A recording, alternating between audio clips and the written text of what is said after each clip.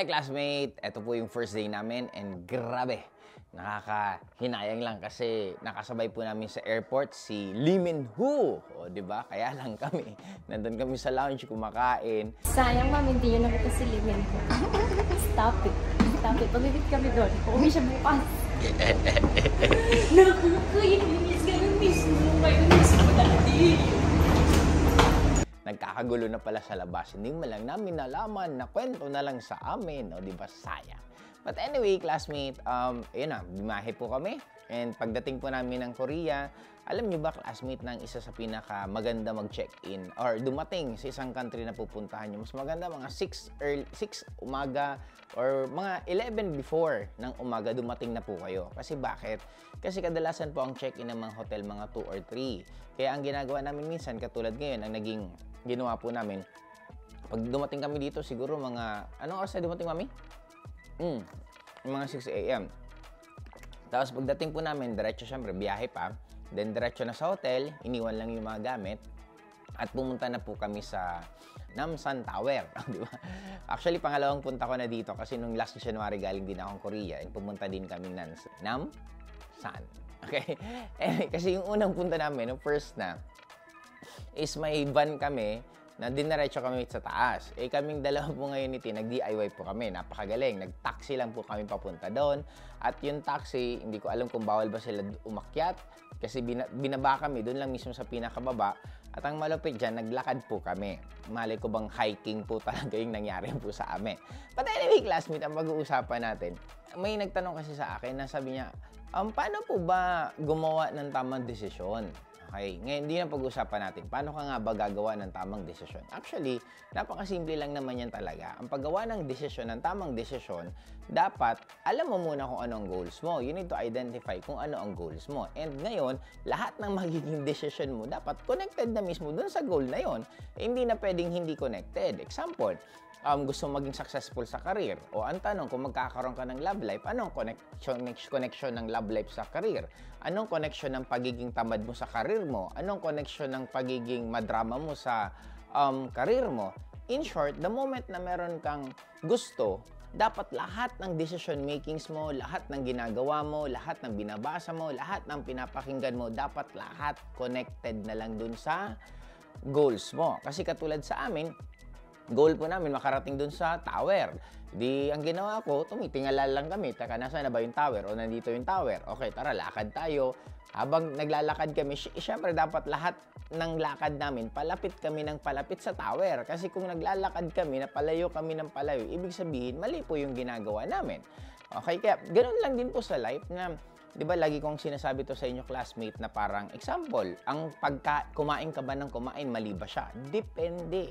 Kasi kung gusto mong tumaba at kain ka ng kain, tama siya. Pero kung gusto mong gumanda katawan mo, kain ka ng kain, teka lang, medyo mali siguro yan. Or depende sa kinakain mo. Kasi di ba, pag kumakain ka naman more on protein, hindi ka kumakain more on carbo, yon, pwedeng tama pa rin yun kasi importante sa mga nag-gym yung protein.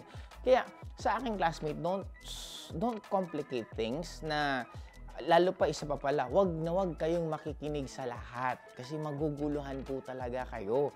Parang ako, natatawa ako minsan palagi sa SOCMED, sa social media. Kasi minsan, di ba, lalo na akong hilig-hilig ko mga topic ko, syempre, more on inspirational, more on pera, more on pagyaman.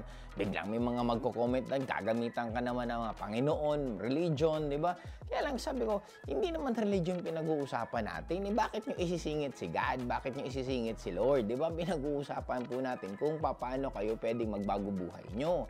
Di ba? Meron akong isang napakinggan, ang ganda rin ng sagot niya. Sabi, bakit yung kayamanan nyo ba, madadala nyo ba yan sa langit? Bakit ang kahirapan pa, madadala mo rin ba sa langit? Yung mga utang mo, madadala mo ba yan sa langit? Di ba, pareho din lang naman hindi. Lahat naman iiwan lang naman natin dito sa mundong to. Pero at least I'm sure kung mayaman ka, pag nawala ka man sa mundong to, medyo kahit pa paano, at least naging komportable pa rin yung mga mahal mo sa buhay na iniwan mo. Di ba? Ngayon, may isa pa akong lesson na natutunan. Kasi syempre, hindi po talaga biro pala yung pag-akyat po namin pataas. Try to imagine this. Wala kaming maayos na tulog. Tapos, pagod pa kami. And habang paakyat kami, ako may dala-dala akong backpack. Ang bigat-bigat ng backpack ko. Si Tin may dala-dala din siya. Dala-dala niya yung bag niya na mas mabigat pa sa backpack ko. Di ba? Habang medyo umiinit na ulo ko, sabi ko, bakit naman? Sabi ko, kasi ako mismo nag-i-initiate. Sabi ko, Mami, hindi tayo dito dapat dumaan. Kasi ang alam ko, parang dito kami dumaan at sasakay tayo paakyat, may sasakyan tayo. Eh, siya naman nag-i-insist na meron daw siya nakita. To cut the story short, ang naturo niya, yung talagang maglalakad ka papunta doon sa taas. Di, nandun ako sa sitwasyon na nandun na. Ibig sabihin, wala nang choice eh. Sa more than kalagitnaan na kami.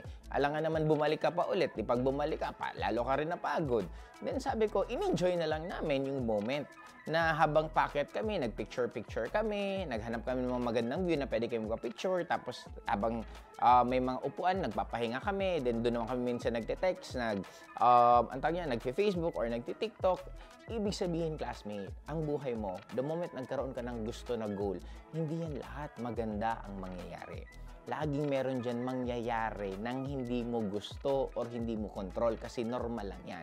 Ang importante doon, paano ka nagre-react? Di ba lagi nga natin sinasabi, hindi naman importante kung ano ang nangyayari sa'yo. Ang importante, paano ka nagre-react dun sa nangyayari sa'yo. Kaya to cut the story short, in-enjoy na lang po namin, nagkukulitan na lang kami.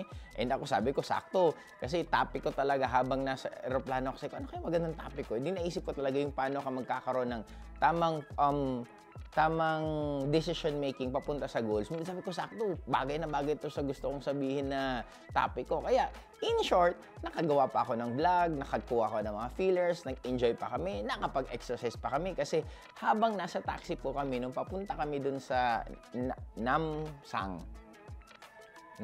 Taon ba yan? Basta papunta kami dun sa tower. Habang papunta kami dun sa tower, may nakita akong mga nagja-jogging. Sabi ko nga kay Mami, sabi ko, Mami, may dala kang sapatos ko na pang gym. Sabi niya, wala eh. Ang sapatos ko lang daw, yung suot ko. Sabi ko, parang, sayang naman, parang sarap mag-jogging. Ang malupit niyan, hindi pa nga kami nakakabalik ng hotel, nakapag-exercise na ako, di ba? Hindi talaga biro, classmate, yung inakyat namin. Kasi mamay, aramdam namin dito, sigurado ako yung sakit ng paa namin. Kaya, ang point ko lang, classmate, sa inyo, kung may goal kayo, dapat lahat ng desisyon nyo papunta na sa goals nyo. Wala nang what if. Kailangan ka talaga may mga iwanan na kaibigan, may mga kailangan kang baguhin na pag-uugali, may mga dapat kang baguhin babasahin, may mga dapat kang bagong papakinggan, and normal lang po yan. And second, hindi mo dapat lahat ng tao na mahal mo sa buhay or kahit sino man pakinggan mo lahat kasi malilito ka talaga kasi magkakaibang opinion ng kada tao, kasi magkakaibang consciousness ng kada tao, magkakaibang knowledge ng kada tao, magkakaibang understanding ng kada tao, at hindi lahat ng may knowledge marunong din mag-explain ng gusto nilang sabihin. Minsan, maganda naman yung gusto nilang sabihin, kaya lang daw paano nila sinasabi, hindi ganun kaganda. Kaya para sa akin, maging clear ka lang kung ano ang gusto mo at lahat ng gagawin papunta dun sa gusto mo, at kung ano man ang mangyari, maging choice mo ang palaging maging positive. Hindi man maganda nangyari sa'yo, just be positive kasi lahat ng nangyayari sa atin, meron dyan positive as long as nahahanapin mo. Kaya paano niyang classmate, magkakape na muna kami at bibili din ako ng tubig at kulang ang tubig namin dito at maghanap din ako ng tsinelas kasi wala din kaming tsinelas na dala-dala. Okay? Kaya dito na muna kami, classmate. See you sa bukas ulit kung saan kayo pupunta. Bye-bye!